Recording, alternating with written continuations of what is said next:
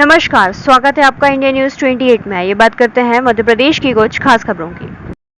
SP के नेतृत्व में 27 लाख की ठगी के ठग गिरफ्तार। एसपी वीरेंद्र जैन के कुशल नेतृत्व में 27 लाख की ठगी करने वाले ठग हुए गिरफ्तार। गंज पुलिस ने किया बड़ा खुलासा। फरार आरोपियों की तलाश जारी, पुलिस अधीक्षक ने की अपील। खबर मध्य प्रदेश के जिला बैतूल के गंज थाना पुलिस ने एक बड़ी ठगी का पर्दाफाश करते हुए उन आरोपियों को पकड़ा है जिन्होंने सरकारी नौकरी का झांसा देकर लाखों रुपए हड़प लिए थे। फरियादी से लेकर अन्य कई लोगों को फर्जी नियुक्ति पत्र और ज्वाइनिंग लेटर थमाकर ठगने वाले गिरोह का पुलिस ने भंडाफोड़ कर दिया है। पुलिस अधीक्षक श्री वीरेंद्र जैन ने जनता से जागरूक रहने की अपील करते हुए कहा है कि सरकारी नौकरी सिर्फ प्रतियोगी परीक्षाओं और मेरिट सूची से ही मिलती है। पैसे लेकर नौकरी दिलाने का दावा पूरी तरह से धोखाधड़ी है। फरियादी पंकज नायक ने रिपोर्ट दर्ज कराई कि आरोपी अश्विन पिता दिनेश धोटे 32 निवासी गोठी कॉलोनी बैतूल ने स्वयं को बड़े अधिकारियों से जुड़ा बताकर उसकी पत्नी पूनम नायक को शासकीय एडीपीओ की नौकरी दिलाने का भरोसा दिया। विश्वास में आकर फरियादी और उसके परिजनों ने अलग अलग किस्तों में आरोपी को लगभग 27 लाख रुपए दिए। आरोपी ने चयन पत्र और ज्वाइनिंग लेटर तक उपलब्ध कराए और मेडिकल परीक्षण हेतु भोपाल भेजने का भी झांसा दिया। जांच में सामने आया कि आरोपी द्वारा दिए गए चयन पत्र और ज्वाइनिंग लेटर पूरी तरह फर्जी थे। जब फरियादी ने पैसे लौटाने की मांग की तो आरोपी ने न केवल टालमटोल की बल्कि धमकी तक दी कि पुलिस भी मेरा कुछ नहीं बिगाड़ सकती। अन्य जिलों में भी ठगे लाखों रुपए। जांच में यह भी पता चला कि आरोपी ने छिंदवाड़ा जिले में भी सरकारी नौकरी का झांसा देकर लगभग 13 लाख रुपए की ठगी की थी। आरोपी ने एनएचएम, पोस्ट ऑफिस, रेलवे, महिला बाल विकास विभाग, पटवारी भर्ती और बैंक जैसी कई जगहों पर फर्जी नियुक्ति पत्र दिखाकर लोगों से पैसे वसूले। गंज पुलिस ने आरोपी अश्विन धोटे को हिरासत में लेकर पूछताछ की, जिसमें उसने जुर्म स्वीकार किया। पुलिस ने आरोपी से 5 लाख नगद और मोबाइल बरामद किए हैं। पूछताछ में आरोपी ने 2 सहयोगियों अभिजीत उर्फ वेद प्रकाश निवासी ओपाल और आशीष उर्फ मानव निवासी पटना के नाम भी बताए। पुलिस ने आशीष उर्फ मानव को पटना से गिरफ्तार कर न्यायालय में पेश किया।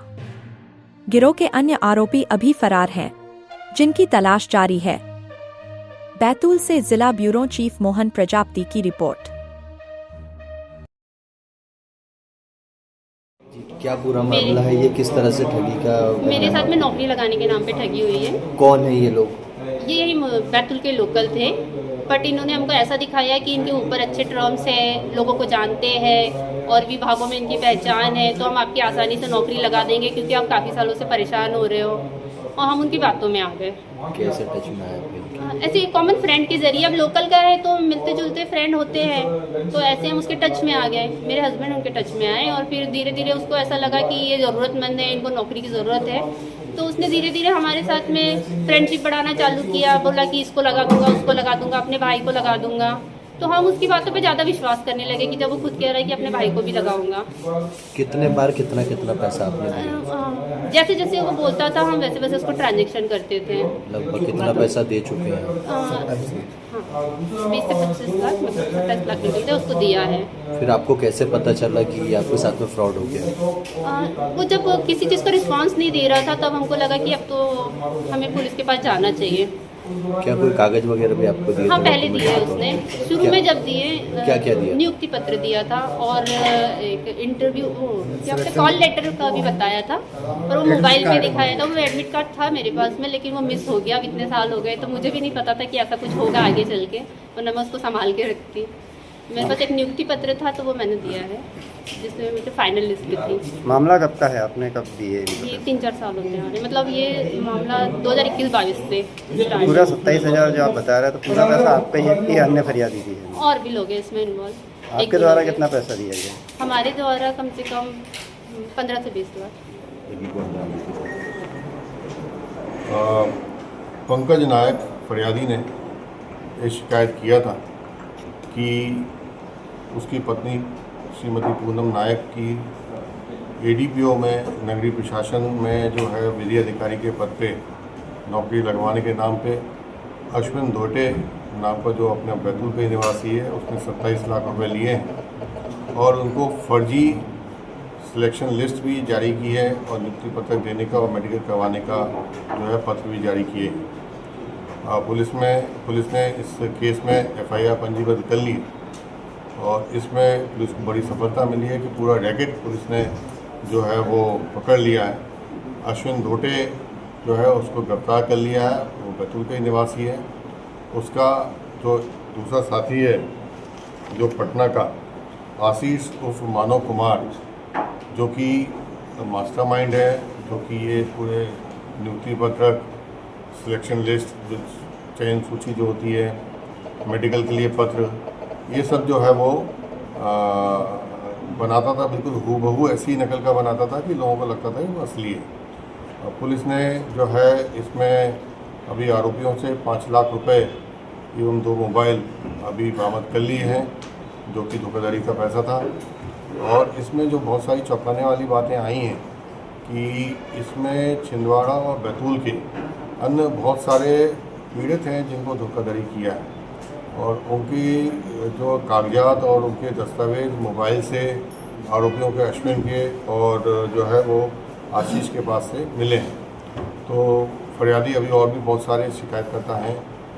और जो दूसरी बात जो सामने आई है कि बहुत सारे विभागों के नियुक्ति पत्रक ये जारी कर रहे थे। ये महिला बाल विकास के नियुक्ति पत्रक जारी कर रहे थे, फॉरेस्ट विभाग के नियुक्ति पत्रक जारी कर रहे थे, पटवारी के जारी कर रहे थे, नेशनल हेल्थ मिशन के जारी कर रहे थे। मतलब लगभग सारे डिपार्टमेंट्स को उन्होंने कवर कर रखा था। और सभी जिसकी जैसी इच्छा हो, जैसे जो अपनी फरियादिया है पूनम, तो ये ADPO की तैयारी पिछले 5-6 साल से कर रही थी, सिविल जज के भी एग्ज़ाम दिए थे। तो अब इसको जैसे संपर्क में आया तो उन्होंने कहा कि इसको जैसे कैसे फंसाया जाए। तो निश्चित तौर पे वो ADPO की नौकरी के लिए या विधि अधिकारी की नौकरी के लिए उसको लालच दिया और वो लालच में फंसा। तो जो जिसकी तैयारी कर रहा हो या जिसके लायक हो, जिसके लिए वो सोचता हो, वो वाला नियुक्ति पत्रक वाली नौकरी देने के लिए लोग उसको फंसा लेते थे। और पुलिस ने इसमें बड़ा गिरोह पकड़ लिया है।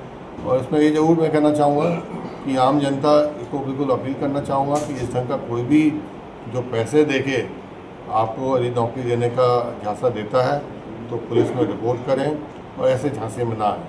सर, ये अन्य राज्यों में भी फैला हुआ रैकेट सर? ये रेलवेज़ में भी नियुक्ति पत्रक और जो है वो सिलेक्शन सूची, जो चयन सूचियाँ वो मिली हैं हमको आरोपियों के पास से। तो रेलवेज़ का है और पटना का मुख्य आरोपी मिला है जो मास्टरमाइंड है। तो निश्चित तौर पे वो ये अंतर्राज्यीय गिरोह है और पूरे देश में बहुत सारे इन्होंने फ्रॉड किए हैं और इसमें पुलिस और जांच कर ली है।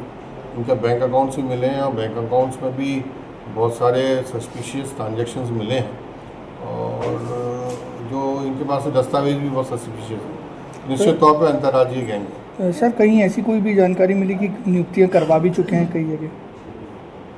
अभी ऐसी कोई शिकायत नहीं आई है। हालांकि यहाँ पर जो है वो बैतूल में ही जनवरी में एयर होस्टेस की एयरवेज में EME की नौकरी के लिए भी जो है वो लोगों ने धोखे से पैसे लिए थे और उसमें भी पुलिस ने FIR की थी। और ये बिल्कुल इसी ढंग का गैंग था जिसमें कि जो है वो नौकरी के नाम पर पैसे लिए गए थे, 11.5 लाख रुपए लिए गए थे। पुलिस ने उसमें भी आरोपी गिरफ्तार किए हैं।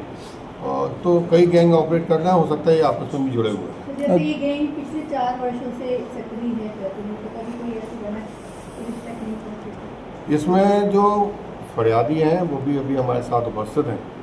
उनका कहना था कि जब हमने वो पैसे दिए तो हमको 2 वजह से ये लोग जो है शिकायत नहीं करते। पहला तो ये जो आरोपीगण होते हैं इतने होशियार होते हैं कि इनको उम्मीद बांध के रखते हैं।